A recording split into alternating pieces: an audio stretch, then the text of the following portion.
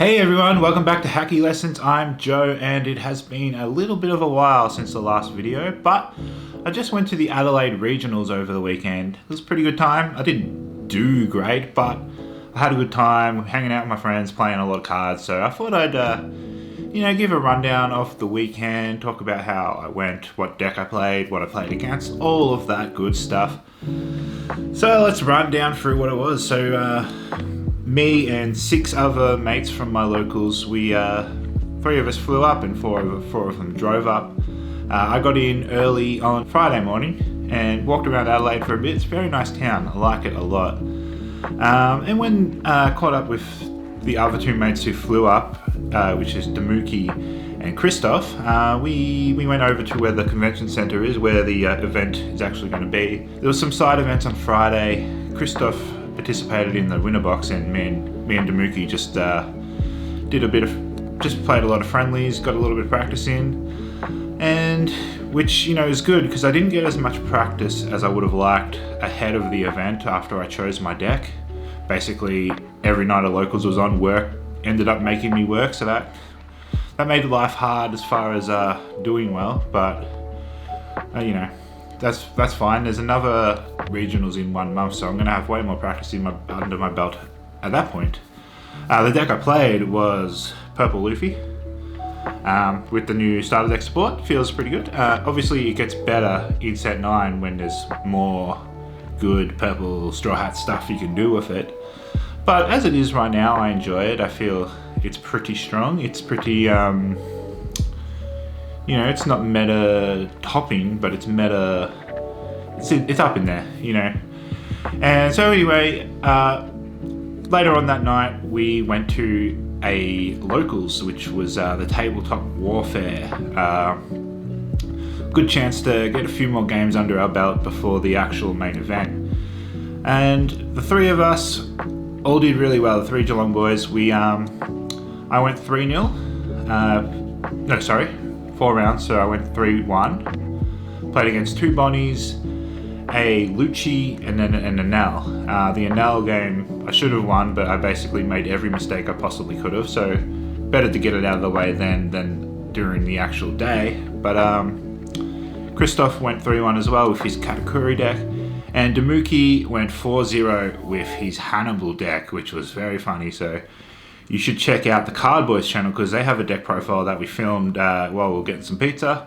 I haven't watched it yet, but I hear it's pretty funny. So I did watch it when we filmed it, so there you go. And yeah, so next day was the main event, 8 rounds. I went 4-4, so I came 119th, which is, I was hoping to crack top 64, but yeah. I ran into a lot of Doflamingos, which, I assumed would happen, but I had a rough time against them, let's say that. So round 1, Dofi. Lost that. Round 2 was a red purple Luffy. I won that. And round 3 was a red yellow Sabo. I won that. Pretty funny, 2 decks in a row that I've got a lot of experience with, as they were like my favorite decks in their perspective when they came out. And then round 4, I played against Enel. That was, it's a favourite matchup. I should have won it the night before. But then we had our lunch break, and then I proceeded to lose a lot. Black Yellow Luffy, I could have won. I was close to winning. He was a good player. I was trying to gear 5 him, and he saw what I was doing, so he was, not letting the easy hits go through. And then I burst a Doflamingo, lost that. Doflamingo, and I won, putting me at an even 4-4, so not great, but not the worst. I had fun, that's pretty nice. Day 2, so there was 7 of us mates, and that means one of us was going to miss out on the 3 versus 3. I put my hand up to be that one because I wanted to, get around Adelaide a little bit, do some shopping and stuff. And so, the 3v3 would have taken all day, so I'm like, oh yeah, look, I'll do it. And, I had plenty of time to go and find this chopper. Look how lovely. Okay, chopper. So, I went in the official side event. There wasn't many people in it. It was like 10. because everyone else was playing 3v3. We only played 3 rounds, so I went 2-1. You know, that's okay. And then, you know, after I had a lunch break and found that chopper, I played in a casual side event. There was about 8 players in that, and I went 4-0, undisputed winner. Yes. Prizing for that was, they had a big box of promos. I really like how Let's Play run this, actually, because they had some cool ideas. So they had a big box of promos, like all sorts of promos. There were like tournament pack promos, like winners. There was like regional, you know, stamped winner cards, and there was even top 64 puddings and shirahoshis in there. So potentially something good on the line, but it was a lucky dip. So I only got to pick one card, and you know, couldn't see what it was until I drew it. And I probably drew the worst possible thing I could have drawn. It was tournament pack winner Law, the promo, the one that used to be a toy. So pretty disappointing. But I did get 8 booster packs as well, and in that was an alt art Nami. So I grabbed some OP08 packs because that's the only set I'm missing things out of. So OP08 alt Nami, not too bad. And speaking of alts, like when I got into Adelaide, the first thing I did, I got off the bus at some shopping centre, walked through there and found a vending machine, just selling one-piece cards as well as other cards. I was like, I've never seen this before outside of like Japan, you know.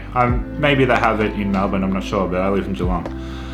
And yeah, so I'm like, oh, just for the novelty of it, I'll buy a pack. And I tried to film it. I'm following along with my phone, and then I realised I didn't press record, so classic. But I did record the pack opening, and I pulled an Old Heart Carrot, so 1 pack magic.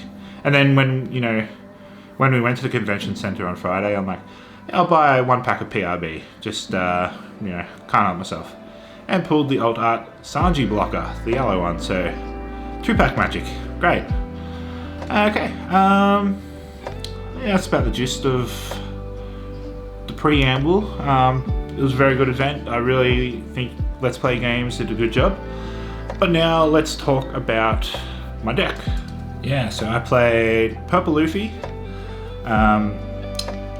It is a deck that I never played when it came out, so OP05, and that was like, the way that everyone was playing it with just generic purple good stuff did not appeal to me. Now that it's got the starter deck support and you kind of build it around a Straw Hat engine, it does appeal to me because I like my thematic card game to be played thematically. It's not the best way to succeed in competitive environments, but as far as what deck I'm going to pick, if I can do that and it can still be good, that's probably what I'm going to go with. So I scored 2 Gear 5 Don over the weekend, so obviously they're going to be in there now. So I've got a nice thematic Don situation going on here. Maybe if I can get more of these, that would be good. So the list. So this is the card I'm mulligan for. This is my turn 2 play. There is no turn 1 play. Hopefully you're going first. Turn 2, you'll use your leader ability to ramp, so then you have enough Don to play out the Zoro that searches top 5 for a purple straw hat. Nice 6,000 power base, so it's a pretty good body to get on board on turn 2. And then you're going to want to use your leader ability one more time. Ideally, unless the opportunity provides itself to be super aggressive, you're only going to use it twice in the game. And you will play 7 cost Luffy the next turn. And on play, minus a Don, and then the next ideal situation is off that play, you'll play the Sanji. And then the next turn, when he can attack, you'll have enough Don, you'll be on 8 Don, so when he attacks, you'll draw a card. This is the ultimate combo, but the thing is, with these 8 pieces, it could be easy enough to not, to miss these when you're playing your 7 cost. If you're doing like the generic thing that most people do with the Queens and the Magallans and the kids, right? So I have gone for a more straw hat heavy package so that this is nice and consistent, and this will always find something. So let's go through the next 5 cards. This is the 4 cost Robin or Orobi. So she's just a little bit of removal power, not very great, but good enough. So if you have 8 or more Don, she will KO 3 cost or less. Now the main reason I put this in was to deal with Zoros. Basically, they're all running the animal package now, so hit that 3 cost chopper before it can attack, and then they don't get their board. And then this is a little bit of a tech for Doflamingo specifically, but any deck that's gone wide. It's Brook or Honkachi, let's just call it Brook. So if you've got 8 or more Don, when you play it, it will minus 2 characters by 2,000 power. So this is great if your Doflamingo opponent has a couple of rested characters on board. You can play this, minus them down by 2,000 each, and that makes them just a little bit easier to deal with. Just attacking to them, they're less likely to counter out of it because they're much weaker now. Now we're going to talk about blockers, and the big one is Jinbei. So he is 5 cost, he has 6,000 power, he's a Straw Hat, and that is great because he can be played off Luffy. And then if you have 10 Don on your opponent's turn, he gets an extra 1,000 power, so he's a 7k blocker. But, instead of, hard casting 5 for Kid, you may or may not get value with his ability. You can get this on board so much easier by playing it off 7 cost Luffy, which makes it one of my favourite players. Like, Sanji's not always in my hand, but Jinbei might be. Then you've got the Nami, which is in place of Queen. So Queen minuses a Don to draw 2, trash 1. Whereas Nami, you don't minus a Don, but you do need to be already at 8 Don. And then you trash the card first before you draw 2. So in some ways not as good, but in some ways great, because once again she's a Straw Hat, so Zoro's going to search her and Luffy can play her. And then Law, 4 cost Law, a bit of hand removal. It did come in handy a few times throughout the weekend. Most notably for me was when I was versing the Enel. I attacked into them strongly enough that they had to take it, got them to 7 cards in hand, put that on the board and ripped 2 Yamatos from them, so that was pretty satisfying. So we're going to go into the 2k counters now, but we're still not done with the blockers because obviously there's going to be Raid Suit Sanji. So when you get into the late game where you've played one of your big bodies that minuses a lot of Don, you may end up playing this as a blocker and only paying 3 Don to do it. Otherwise, he's just a 2k counter in your hand that is searchable or Straw Hat trade. So it won't come up very often at all, but if you are at 2 Don less than your opponent, but you have enough Don to play 7 cost Luffy, you can play this off 7 cost Luffy. I don't think I've ever done that, but it is in theory possible. Usopp. Very great 2k counter, because you get the opportunity if, say, you're versing a Black Yellow Luffy and they're relying on their Sabos to protect them, you can rest their Sabo blockers. You can rest 5 cost or less characters. So that is great to try to keep one in hand just in case you want to go for game and there's going to be a blocker in the way. Frankie, not once over the weekend did I ever use his rush ability, but today I was playing on the sim and did, and paid 5 for him, attached 1 Don, attacked for 5,000 and won the game, so that was pretty funny. But yeah, otherwise he's just a 2k counter that you can search for. And you got 2 copies of the Jet Gatling.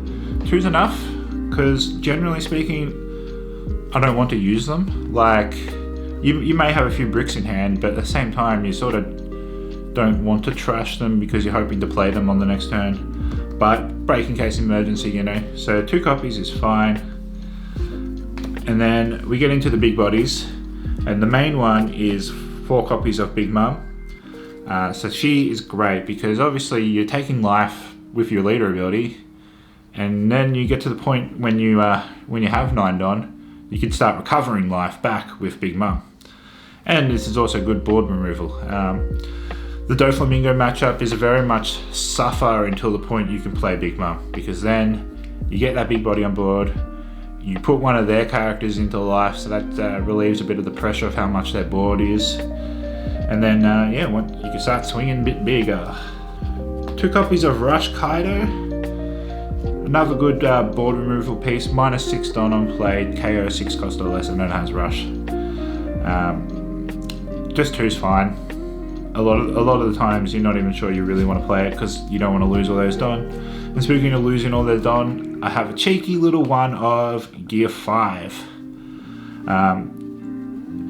One of is fine because it's not very often you're going to want to play it, but it can come up, and when it does come up, it's hilarious. So I love a little Gear 5. Yeah, and so that is my list pretty much.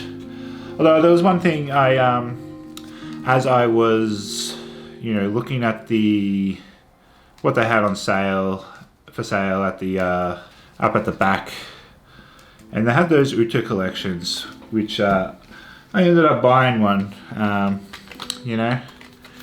so I was staring at this card here, this Uta blocker, 4-cost Uta blocker, that on block you can minus a Don and rest one of your opponent's 5-cost or less characters. And I'm like, damn, I wish I thought about this sooner, but that would be great against Doflamingo. So what I'm thinking about doing is swapping out these laws and putting in 4 copies of the Uta. I got 1 alt art so I'll swap that out for the alt art out of the folder. I don't know if I want to max the playset because those folders are damn expensive, but yeah, I'm going to try that. I think I might play this deck again next month in the Melbourne Regional. We'll see how it goes. But it is, like, I'm having a lot of fun with it, After a big weekend like that where I played so many damn games, like countless amount. Usually I'd get home from that and like, I don't feel like playing that deck for a while now. But right now, I still want to keep on playing it. I've played a few games on the sim today. I'm just loving it. So long may that continue, because it gets better in set 9, obviously, with the new stuff coming out in set 9. And yeah, I might have to start thinking about how I'm going to build some decks in set 9, because there's also support for one of my favorite decks is Red Yellow Sabo Revolutionary Armies. And there's a Robin Leader coming out. I'm interested in Lim, so yeah, hopefully more videos for me to come soon, make up for that drought. I was a little bit too busy, but yeah, I'll make sure to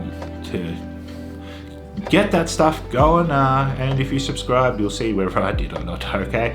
Alright, I'll see you later.